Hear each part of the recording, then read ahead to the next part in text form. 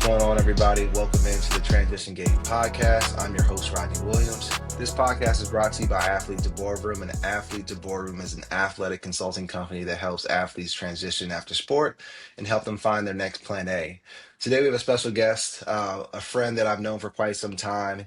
I'm going to read a little bit of his bio off the phone here because it's so great. But today, we're going to welcome Trey Chapman. Trey is a former Division I basketball player who now is a wealth management advisor with Truist and their sports and entertainment group.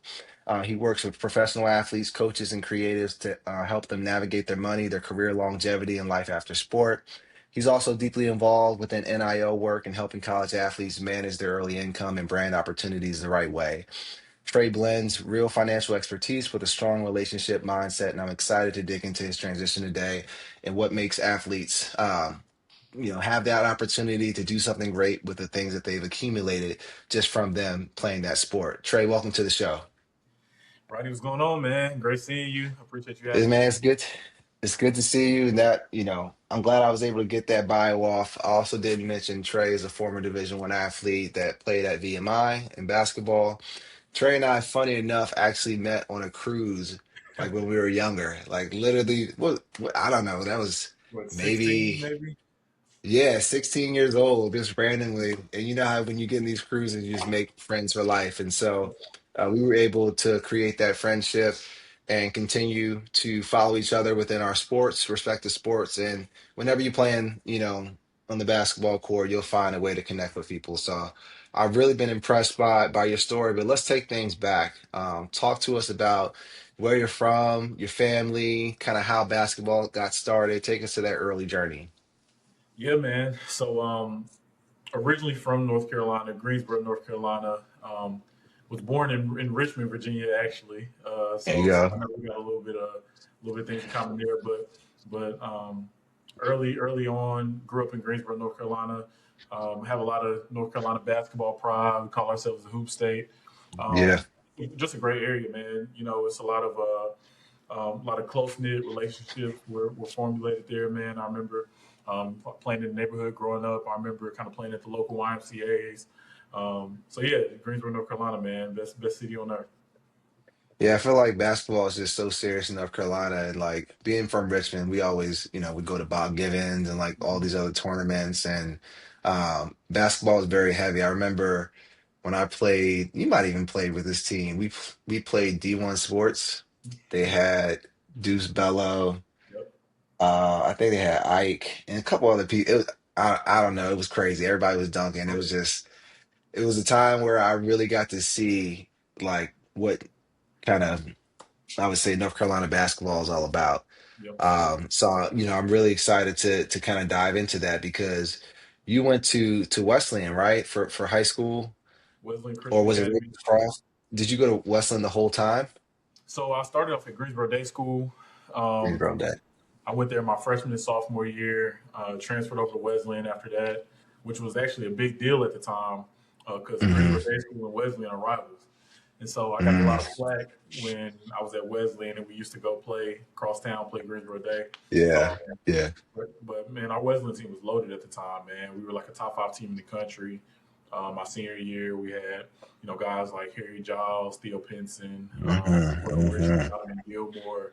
Um, just with a great list of talent, Basketball. man. So yeah, when you play on those teams, you play with a few future NBA guys. You learn to play with some talent real quick, man. So now we were deep. Yeah, no, no, for sure. And actually, so I know I met Donovan. Donovan played at College of Charleston and then Yep. Asheville. And then I just remember like, yeah, like you guys were literally loaded. And when you play around that good of players, that good of talent, there's obviously this period of like transition at some point. Yep. Did you feel that in kind of the level of play when you went from Greensboro Day to Wesleyan? Was there like a rise in kind of competitive level?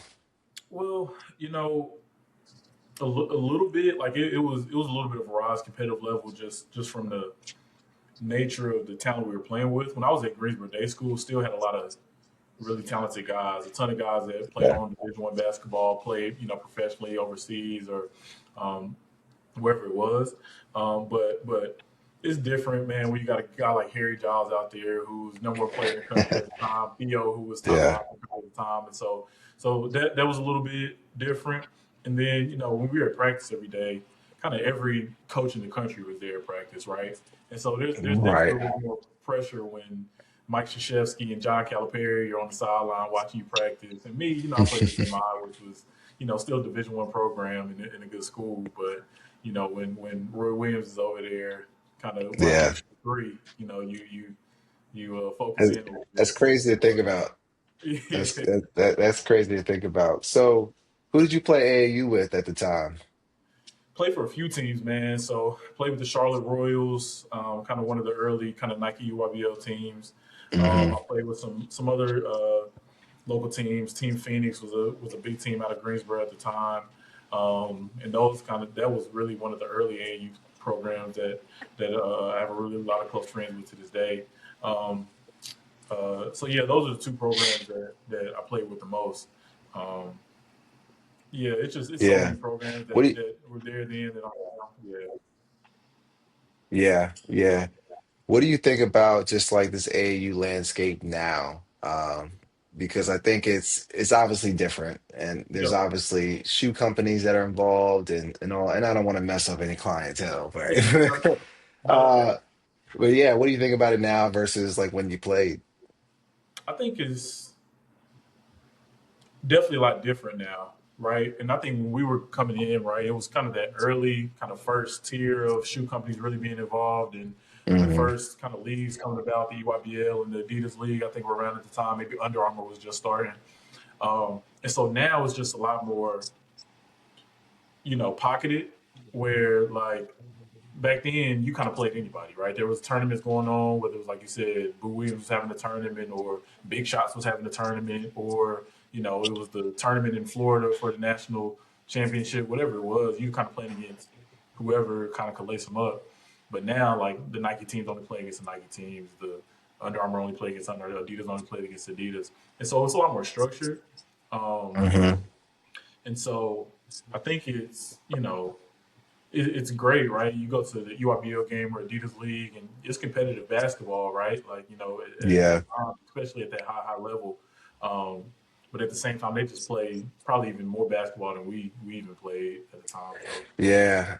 But it's right. It's true what you said. Like we really used to just go to these different tournaments, and you may have CP3 here, you may mhm. have like, another team there from all these different companies, but we all play each other. I remember going to the Pittsburgh Jam Fest. I don't know if you ever Yeah, went to yeah, I Pittsburgh. remember. Um, but I mean, every team was there from all around, and that was a good part about basketball. But I get now there's more structure, so at least you can kind of get top kids playing against each other at some points in the camps and things like that. But I think this whole youth basketball thing is kind of getting interesting now with the entrance of like NIL. Mhm. And I definitely want to like cover that a little bit because I feel like it's a little bit of the wild, wild west. And there's probably still stuff that's like unregulated that's hard for you guys to figure out. You have to continue to follow. But now, money has entered the game. Kids who are in high school that are, getting looks at these colleges are now having to make real money decisions rather than just real culture decisions. And so, how do we, as athletes and athletes that play, like give strong advice on that? Because it's hard for me to tell a player, don't take that 750 or that $1 million Yep. to go do a culture fit like they told us when, I didn't get that money when I was playing. So Yep. how do you think about that situation and like what's the best way for us to handle that in terms of giving back to the game, but knowing it's different now? Right. I think I was having this conversation a few weeks ago where I think it's one just being realistic, right? Like this is no longer um, playing for fun, right? And there's still the fun Yeah. element. Yeah, it's still a fun element to it, right? Like it's basketball. At the end of the day, we love playing basketball. But at Hmm. the same time, like a 16, 17-year-old has to be a business person way earlier than, any of their peers do, right? Like you're in high school, junior, senior, you're on campuses having conversations about real money, six, seven figure dollars. And so I think it's just being realistic, number one, like, hey, this isn't the time to be, use the I'm a kid, right? Like excuse. Yeah. You gotta take it seriously because it's a serious thing, right? In a lot of situations, this can be life changing money for you and your family, and so it needs to be handled that way.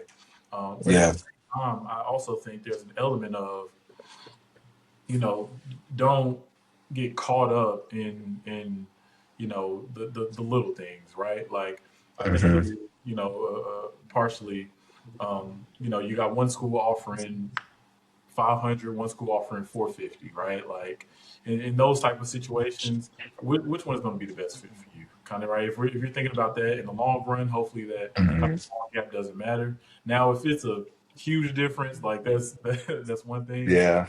I think it's just don't get caught up. Like just remember, there is a life after basketball, so make sure to factor that in your decision making Yeah. process.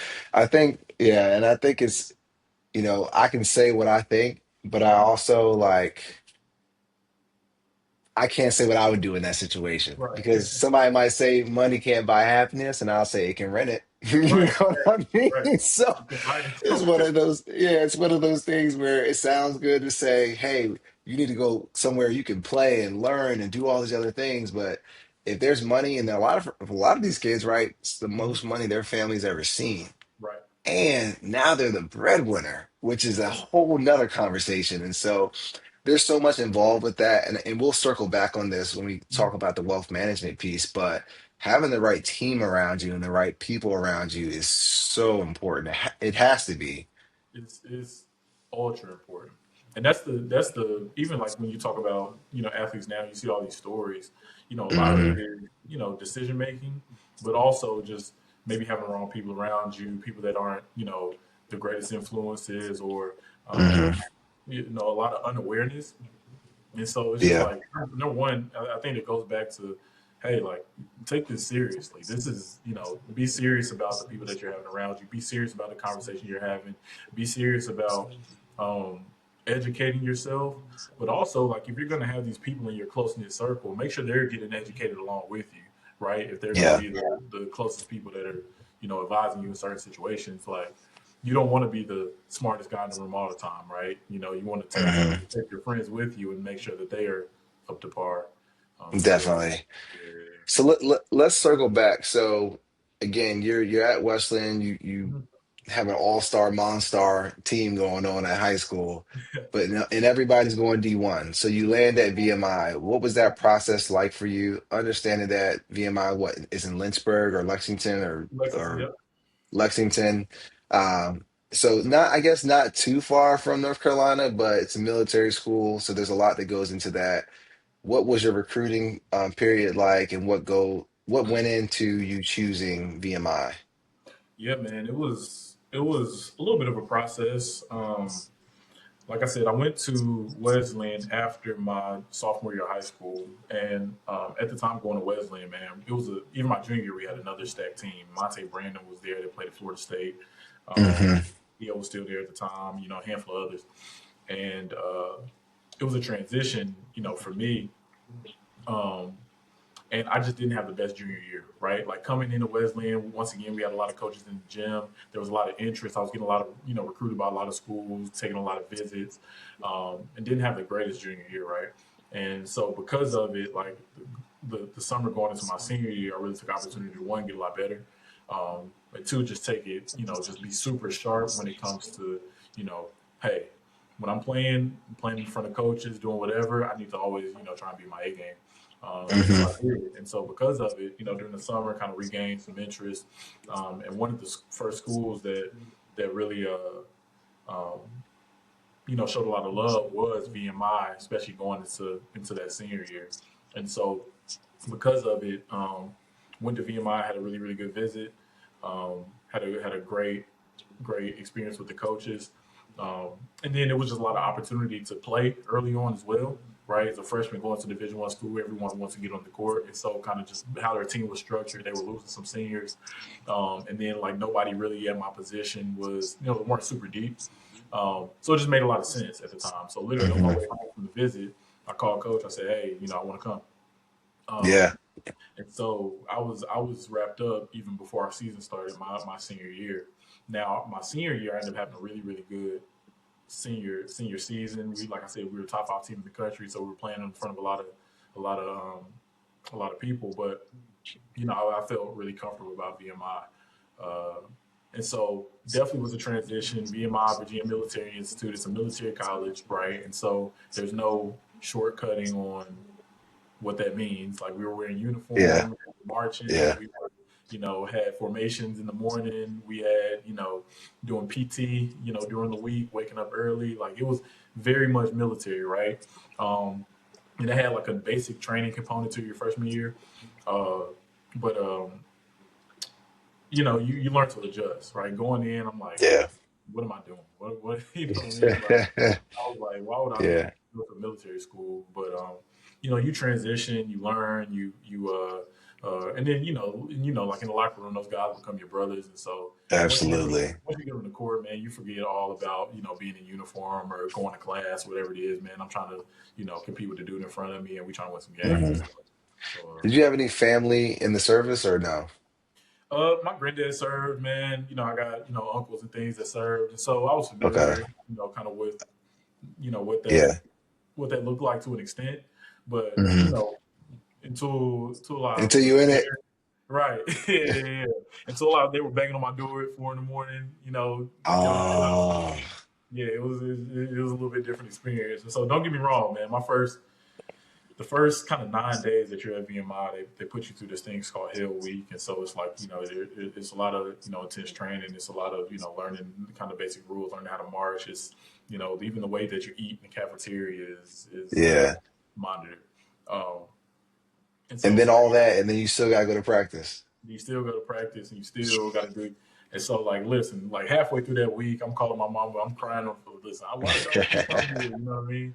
But man, it ended up being a great opportunity. I got stories for days at for VMI, man. I don't know if we get into all that, Is but it? Is there? Yeah. I mean, is there any like story that you can share just from that experience that's either funny or like something that you'd love to like just bring a highlight to? I mean, knocking on your door at 4 in the morning is crazy. yeah, man. I mean, I'll say this: I remember there was like during the Hell Week. Um, Kind of each morning they banging on your door, kind of same thing, make you shave, make you kind of Hmm. get out, and you have exercise first thing in the morning. And so, first part of the exercise, you're running like a 2 3 mile run, and you're going to this big field, doing a bunch of like calisthenics, doing a bunch of just training, and then on the way back, you run, you know, 3 miles again to get back to where we started. Mm. And I remember on the way back, there was this huge hill that you had to run up. And Yeah. I remember as you're going up, you're kind of marching, you're going in sync, doing the cadence. And one of the cadences was just talking about how hard it was to run. Like we're repeating after them, we're kind of singing along, and one of the Yeah. cadences like, "Oh, my legs hurt, my arms hurt, I'm sweating, I'm not gonna make it," blah blah blah. And literally, as we're going, you're just seeing people around you just Just fall drop. out, fall out. Like next thing you know, I'm running with 10 people, then it's five, then it's me and somebody else. I'm like, and that whole time, I'm like, man, he's right. I'm not gonna make it, but no, it's man, it's. I don't know if I'll do it twice, but I'm glad. I'm glad I went But through it. but it's something that you'll never forget, that's for Right, sure. right, And I'm sure it taught you a lot of structure that a lot of us other athletes that didn't attend those type of institutions just don't have. for sure. Um, so love all that. Kind of talk to me. Now you're there. You're getting into learning how to about playing college basketball. What was your career like there? Highlights, lowlights, like what was that experience like? Yeah, I had a really good career at VMI. Like looking back, as an athlete, I'm sure we all have games that we want back, or wish we were Hmm. more aggressive, or whatever it is. And so there's a little bit of that, but otherwise, I got there. I started, considerable amount of games my freshman year. Always played a lot. Um, We won a lot of games that year. We won what Hmm. 23 games. I think we made it to the CIT tournament, which was a big feat for VMI or something they hadn't done before. And then we just had really good like seniors at the time, guys Yeah. that had kind of long careers overseas. Um, and so it was a great experience on the court, man. Like regardless how hard the school was, especially that freshman year, man, playing basketball was so fun. Especially when you win a Yeah. game, you know Yeah. how it is, man. When Right. you win a game in college, it's fun, man. So um, early experience, I'm like, oh man, this is great. Like, stuff is like this all the time. It's great. Now, don't get me wrong. I wish I would have played, shot the ball a little bit better my freshman Hmm. year, but I wasn't complaining. Um, and so like as things progressed, my role got larger and larger on the team. Sophomore year, started a lot more games. We had a solid season, um, but kind of going into that junior year, that's when it started getting a little bit rough. And our Okay. team was, we had really good team chemistry, really good team bonding. We ended up switching coaches, and kind of That's that always tough. man, that change can be tough. We went from being the highest scoring team in the country, averaging 90 points a game, right? We led the country in scoring, the last 6 out of 7 years, whatever it was, to, kind of playing more of a Princeton style offense, a lot of backdoor cuts, a lot of back screens, kind of slow, scoring 60 points a game, right? And so Hmm. for us, a bunch of tall, lanky, athletic dudes that want to run and jump, it was just a big transition, and we ended up losing a lot of games, right? And nothing against our coach. Our coach was great at the time. He's super successful now over at Chattanooga, winning a lot of games there. And ended up winning a lot of games in his VMI career. But I think that transition was just new for everybody. Um, Yeah. and so because of it, right, when you are at military school, there's dealing with some of the restrictions. You know what I mean? You got school, you got, a lot of things to worry about. And, even going to my senior year, I'm thinking about, okay, what I want to do after college. Do I want to keep playing? Do I want to get a job? Whatever it is. And you're losing games back to back to back. Oh, man, Oh. it's rough. Oh. It's, That's like the triple crown right there. oh, I God. Wow. Cause so my freshman year at Drexel we did really well. Sophomore year was shaky. Junior year was awful. Yeah. Coach got fired. And during that time when you're not winning games, like coach is on edge because he's on the hot seat. Like I can only imagine adding 4 a.m. wake ups and like military stuff to that. I might have lost it. Man. And so, like, all I could think about was, like, okay, cool. I'm almost out the door, right? Almost done. It's one of those things where, like, especially going into my junior year, we had a coaching change, and you think about, okay, should I transfer? What does that look like? I was even, trying to start having some conversations with, schools and the transport or whatever it was. Ultimately, ended up sticking it out, and so kind of going in, still had a great time, right? Still made the most of the opportunity, but it's rough, man. And so Yeah. yeah, that Yeah. was tough, man. And tough part was like going to my junior senior year, I was kind of team captains for those years. And so because of it, like even though I'm having a rough experience as well, like I'm trying to, do the best to keep teammates uplifted, kind of keep some young guys uplifted because, especially at VMI, you're losing games, you're a young guy, like I got 4 more years of this, like I might want to leave or whatever. So it was Yeah. tough, man, but try to be a leader, try to be a vocal enthusiast and make the most when I could. Yeah. So No, that's tough, and I feel like something like that again, like can when it's going well, like you can right. deal with the extra, but when it's going bad, it just weighs on you.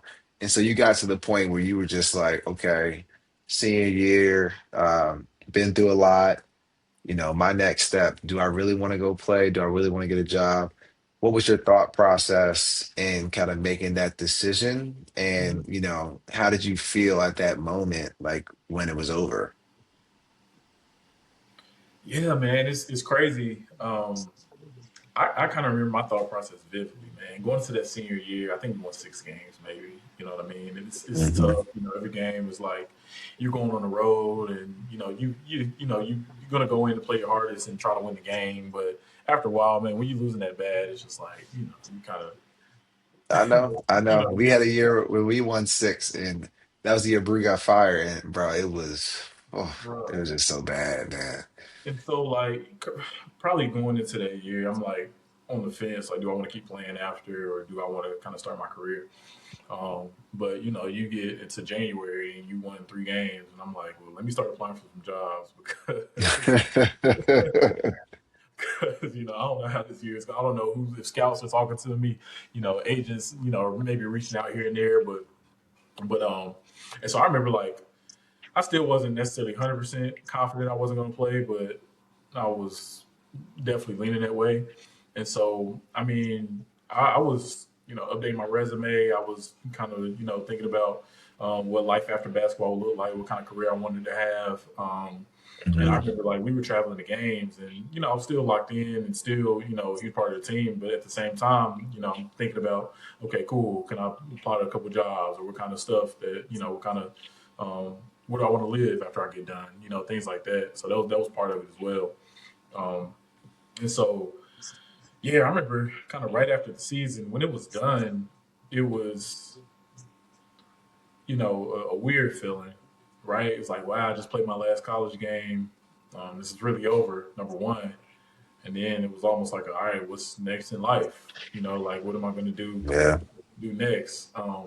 And so, fortunately, I felt like I was a little bit ahead of the curve. Where, like I said, I spent a little bit of time thinking about, you know, where I wanted to live, what kind of role I wanted to do. I started kind of applying for some jobs. I had, you know, some was able to kind of squeeze in some internships by the grace of God while I was in school. And so uh, I actually was at a point to where kind of a few places were calling for interviews. Um, nice. and Now, so did that come like, did you have somebody in your corner? Was it your parents or somebody that was kind of in your ear and like a support system saying, like, do that? Or was the situation itself like dictating that you did that? yeah, it was. I think it was a little bit of I knew that I wanted a quick transition. Like as soon as I graduated, I wanted to do something next and kind of start a new life somewhere else. Um, Parents were definitely in my ear quite a bit. You know, dad was on some, you know, hey, Yeah. time to figure it out. You know what I mean? And I Yeah, time remember to figure it out. Yeah. I remember it was in April. We graduated in May. It was in April. I was driving to North Carolina on the weekends. He was putting the car in my name. You know what I mean? Like he Hmm. wasn't messing around. So I knew I had to get a job. Um, and then just a little bit of situation. You know, it was you know, you gotta do something. VMI was a good school. They're very forward about career, a lot of career development, making sure that Hmm. you know you were being So proactive do you have about. the option to like serve? Like Yep. nobody, you don't have to serve. So the general rule is if you are there on a military type scholarship, there is the requirement to serve Okay. after you're done. You know, I was there on a basketball scholarship, so I didn't have the requirement. And then kind of generally, I'd probably say 50% of the students ended up going to serve. Others might be athletes, and others kind of are on the fence. Um, Okay. so there was no requirement to serve for me. And so they do a good job of like kind of setting you up with academic advisors. They have like I want to say, I don't know what it is now, but at the time I think it was like a 100% um, um, hiring rate for graduates. And so like Interesting. they were very active. So it was a little bit kind of Mhm. combination of all of it. I knew that I was going to be working somewhere kind of close to when I graduated. Yeah. So you majored in mathematics, Yep. assuming that you just love numbers, and then now you're in finance, wealth management. Like, was that always the plan? Like, you always thought about being around numbers, being around, money, finance, stuff like that? I've always been a math analytical guy, but it was not the plan at all. Okay. So I'll never forget, man. I was like 8 years old. I opened up an encyclopedia. I don't know if even the young kids know what encyclopedias are these days. Just Nah. imagine Wikipedia in a book. But and I remember I opened the encyclopedia. I pulled out the encyclopedia and saw the word mechanical engineering, and I thought it was the coolest thing ever. Hmm. So from the time I was like 8, 9 years old till I got to college, I wanted to be a mechanical engineer. And so when I got Yeah. to BMI, my major was mechanical engineering, and Mm. I got 3 semesters in, and I was like, I don't know if this for me. After a lifetime Yeah. going through it, I was like, I don't know if this is for me.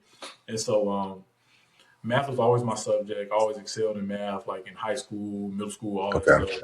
And then to be a mechanical engineer, all your prerequisites are math classes. Mm, So I already mm. had the foundation to have an easy transition to be a math major. Now I had no idea what I wanted my career to look like after math. Right? I don't know if I was going to be a math teacher, professor, or actuary, or work in finance. I had no idea. Um, but the job I ended up landing, right after college was in the accounting department here at a company in Atlanta. And Okay. so that was my first kind of exposure to, I've always dealt with numbers and always been very analytical, dealing with spreadsheets and being able to optimize things. But Hmm. but that was kind of my exposure of like kind of corporate accounting, corporate finance. Um, you learn, accounts receivable, you learn kind of corporate tax, you learn kind of all those Yeah. different elements, credit. Um, and so that was really my entry into um, the financial Yeah. space.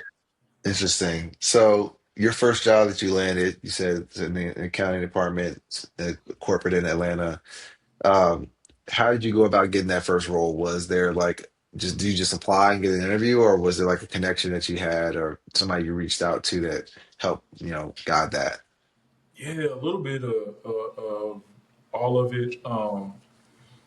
The company was Norfolk Southern. It's a train company here in Atlanta. And so, oddly enough, there was a lot of kind of VMI alums that work for the company. Okay. And so, did some networking, kind of got connected with them, learned a little bit of lay of the land, how to apply. Maybe some good people reach out and connect to beforehand. Um, Yeah.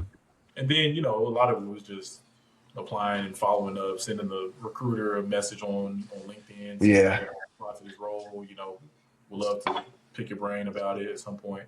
Um, Hmm. and then I was applying to a lot of companies at the time. And even then, I still didn't know what route I wanted to go to. I looked at even coming out, some of my math degree involved like coding um, and that type of thing. So I looked at some coding roles. I looked at um, roles in other kind of type of finance departments. And Yeah. so really just at the time, I knew I liked Atlanta a lot. Um, and this job was in Atlanta. It was in finance. I was interested in it, so it just made too much sense to me. Yeah. Yeah, man, I try to tell a lot of our guys all the time that you have to leverage your network, Yeah. right? And a lot of times you look at these companies, there's a lot of people who went to school with you, who you can reach out to, not even just for, can you get me this job, but just tell me about what you do, right? Right. Making those instant connections so that when that time does come, you just have an ally in there. The other thing is, which we try to talk to athletes about, is leveraging the stage that they're on right now. Oh, I don't most think they definitely. understand that, like, you are at a position where you have thousands of people have eyes on you. Mhm. They're cheering you on. Like you can use that while you play and leverage your celebrity to then make connection with those donors, to make connections to those season ticket holders. Because you never know, right? They're there for a reason. They're paying money for a reason, and they're paying Yep. money to come see you right now. So while you're relevant, you need to make sure you maximize that. And that's something that kids really don't like grasp onto now. I'm telling you, man. Somebody told me probably a few years after I got out of college, they said nobody cares about the former athlete. You know what I Yeah, mean? It's like yeah. they're at the game watching the people that are on the court right now. And to that point, Hmm. man, I was always one thing, and I don't even know what sparked me to do it, but I was always super intentional about after games. I was going in the stands and I was saying hello to the alumni. I was saying hello to Hmm. people in the crowd for that reason. Like I didn't know it at the time, but some of those same people are people that have helped me in my career today that I didn't know a decade ago Absolutely. would be still involved in my life, right? And same with Yeah. like my teammates, right? I was really intentional. I've always been a relationship guy, and Hmm. like even now, I'm very intentional about calling former teammates just to check in, or calling former people in my life Yes. just to check in, man. Just because like you just never know, when you're gonna cross paths with somebody and they can help you or you can help them. And so because of it, Hmm. like it's great to keep all these relationships alive. Nah, for sure. So you're now at Truist, Right. in their sports and entertainment group. You're in the wealth management field. For the common listener, the athlete that's overseas right now, the person that's still in high school, the person that's retired and working a job that may be thinking about a transition, what just teach us about wealth management and how you got into it and what are some of the components of it so Yep. that we can educate the viewers on it being maybe a possible pathway for them down the line. Yeah, I'll start with how I got into it. A little bit of a non-linear story. So I was working in Norfolk Southern in the accounting department, and I always, remained in kind of the athlete space in some capacity. Had Hmm. very close relationships with former teammates, and kind of was always open to whatever kind of consulting I could do with them. But at the same time, we have our charity game in Greensboro, the Josh Level Hmm. Classic, Yep. high school showcase for a lot of the top players around the area. And so I was always super involved there, and it just left me connected in the sports world. And so I always knew I kind of wanted to get back to that world at some point. And so it really just ended up um, being a match made in heaven that I was already doing some things financially, and then wanted to kind of bridge that gap with athletes. And where it started is I worked with I did a lot of networking, and I ended up meeting who's now a mentor of mine, who had a business management firm here in Atlanta, um, working with NBA athletes. And Hmm. he eventually gave me opportunity. And a lot of the things that we did was helping athletes choose their teams around them, agents, attorneys, et cetera. And a lot of my role was helping them select their financial advisors. With my kind of experience, with my a little bit of knowledge of finance at the time, it just made a lot of sense. And the mentor and person I worked under at the time, he knew that eventually I wanted to be in the finance space. And so Yeah. um, from there, I just built a really good network with advisors to the point to where I ended up joining a firm, myself, an independent firm, doing client management, a lot of business development. And then after working there for a few years, moved over to Truist, where I am now, in our sports and entertainment group, working with our athletes and um, people of industry. And so, a little bit of about kind of what we do and what our role are. Work with athletes, entertainers, coaches. The list goes on with their just whole financial lifestyles when it comes to their planning, right? Planning for now, planning for the future, family planning. When it comes to managing budgets, cash flow, banking, managing investments, retirement planning, the whole nine, right? Um, Very involved in um, the lifestyle of our client, which is great. And at the same time, it's just an honor to be able to help these athletes and individuals, kind of reach goals. And so, um, yeah, love what I do. When traded for the world, man, and just being a former athlete and seeing a lot of people, go through that journey and succeed and also fail. Um, it's just great being part of the process. Yeah, I mean, I think it's interesting because, there's always the narrative and the truth that athletes get taken advantage of by people. And so it's always good when a former athlete, somebody that's played the game, that's been connected to it, can actually be the one in the seat Right. advising and doing things of that nature. And so if someone was wanting to get into this, because it sounds like you paid your dues, right? Like it just didn't happen. You worked with a mentor, you did some different things, and then opportunities show up as the work proved itself. But for someone who's trying to get into this, like what's their easiest path to, maybe start paying their dues? Yeah, I think it's a mix between the networking side of it, right, and growing that network, and the who part of it, but also just um, becoming an expert in the craft, right? Kind of really learning the industry, learning um, about finance, learning the nuance of whether it's you want to work with athletes directly, nuance of the league, and how contracts work and how benefits work, and et cetera. And then just learn how um, financial people make money, right? Like it's part of Yeah. it. A lot of people don't know how banks make money or how firms make money and just how to run their business.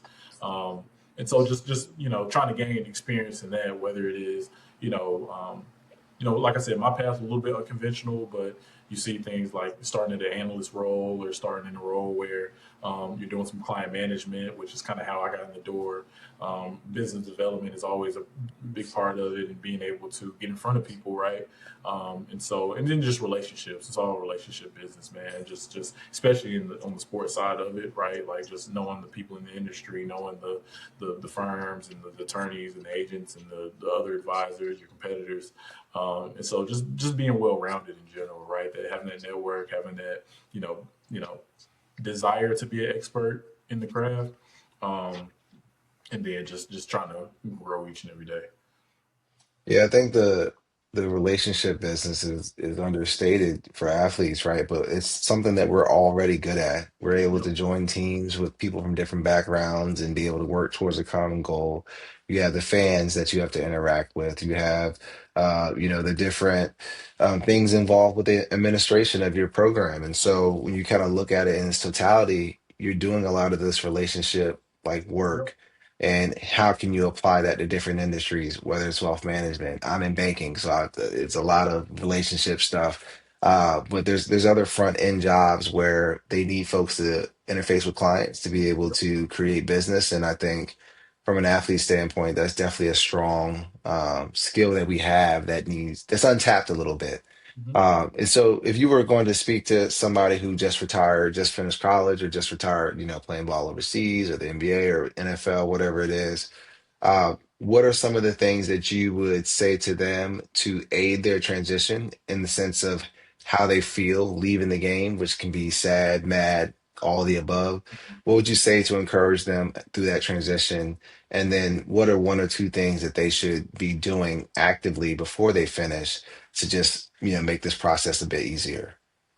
Yeah, I think to kind of aid that transition, I think um, part of it is knowing um, that you played your hardest, right? Like I think a lot of times, even when I look back, like there's certain things that I always want to do differently, or always want to improve on, or wish I was better at this thing versus the next thing. Um, but at the same time, I think something to think about is just like you had an opportunity that a lot of people don't have, right? Like it's something like, man, I was a part of this team, or I was a part of this, win streak, or I was a part of this. I was able to help this young athlete become great. This older athlete was able to help me become great. So I think it's just appreciating that opportunity that we did have, because it's easy to take for granted, right? Like Yeah, it especially is. especially as basketball players, we grew up doing this our whole lives. It's like almost feels like innate, like I'm supposed to be doing this. Yeah. Like and realistically, I mean, the odds aren't in our favor, right? Like it's They're hard. not. They're really not. I'm telling you, it's hard to play at that high level. A lot of people want to, and a lot of people don't. So I think it's just being grateful for the opportunity is number one with the aid. It's never easy putting the ball down, but when we Yeah. can be appreciative of the time that we had with it, I think it helps. And um, I think we already said it when it comes to what can you be doing now is Mhm. understanding that now is the most people are going to want to talk to you almost ever, right? Like you go out Mhm. here and have a good game, you go score 18 Telling points, it. Yep. whatever it is, you know what I mean? Everybody's going to want to talk to you after the game, right? And because of that, remember who these people are, or try to at least go shake everybody's hand, go have a conversation with everybody, go just learn, hey, what do you do? Oh, maybe kind of after the game, let's catch up, let's grab lunch, grab coffee tomorrow, whatever it is. Like start that networking process now and just get really good at it, right? Like, and don't take these relationships for granted. Like the one thing I just hate seeing is burnt bridges, right? Like I Mhm. and don't get me wrong, you're not going to get along with everybody in life. There's going to be relationships that don't last forever, but at the same time, like if you can nurture relationships and nurture people you meet, and really like really get to the point to where you were developing that network, that can go a long way. When I first wanted to get in the athlete business, when I first wanted to start working with athletes, I didn't realize how large my network had already become. I didn't Mhm. realize, like, I didn't know. I was brainstorming what can I do, and I just started. I was like, you know what? I'm gonna just call people on my phone that I know work in the business, right? And I'm gonna just call them and say, hey, like, just tell them what I want to do. Hey, I'm interested in working in the business at some point. Can you just give me some pointers, or give me somebody that might be a good connection, or whoever it might be? And then I called one person that was a former coach. And then I called another person that was, oh, maybe he's attorney in the business now. And then next thing I know, Hmm. I made 50 phone calls. And these are people I have close relationships with just through me playing, right? And they Hmm. would give me two people to talk to. And now I made 150 phone calls, right? Like, and it's just realizing like all these coaches that you played for, all these people that recruited you, all these people that came up to you after games, all these people that, were in your locker rooms or whoever it is, like that's your network. And so Yeah. take note of that stuff. Take note of that now. It makes me think about something my mentor said to me too, and she was just kind of talking about like your transition, and there's a window that you have. Like there's a window. She said there's a window where it's not cute anymore, and she Right. meant like there's a window where people are actually care about who you are. You know, Yep. you're fresh on their mind. Like you have to maximize that because if you don't, and you come back later and you like let that heat calm down, it's not cute anymore, and they just like will go to the next person. And so, athletes, like if you're listening, there is a window that you have to maximize while you're playing, and even maybe a year, a couple so after you're done playing, where, you have something to stand on. Yep. And if you don't maximize that or use that, it's wasted time. And the other thing that just in through hearing your conversation and knowing your story and other athletes too, just through all these conversations we're having is I want the athletes to know that it's okay to transition too, right? Like I think there's a piece in our head where we feel like maybe it was an injury, maybe it was a home situation, maybe it was the coach was, bull jiving a little bit. Mhm. Whatever it was, we get mad about it. And we tell ourselves that, you know, we wish this, we wish that. But what somebody really should be telling us is that at some point the ball stopped bouncing and it's okay. Like you just take a deep breath. That it's okay because you'll go through your head and you'll be in this certain point where you feel like you're not enough, or you may have confidence challenges or all of these things. But there's so much life outside of the sport that you play that if you just realize in your mind that this is going to happen and it's okay, I'm going to dominate the next stage I'm in, uh, you'll be in a world better, than you are now if you just realize that. And I wish somebody told me that early on because I was struggling. But the fact that it literally is okay, there's a lot to this. I think that conversation needs to be had a little bit more too. 1,000%, man. 1,000%. It's definitely okay, and we all go through it, right? Like you're not alone during that process, right? The ball stops bouncing for everybody at some point, man. And when it's our time, it, it's it, when it's our time, it's never gonna feel like the right time, right? Hmm.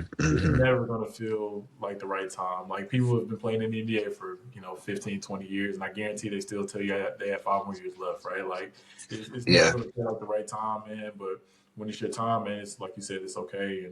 And we're competitors. Go be competitive in your next phase of life. absolutely. Trey, man, I really do appreciate you taking this time, man. It's really great Yeah, man. conversation. And for all folks watching, you can catch this podcast on our YouTube channel, Athlete to Boardroom, or on our website, athletetoboardroom.com. I'm your host, Rodney Williams. This is Transition Game Podcast. Thank you to Trey Chapman for joining us today, and we'll talk to you soon. Salute.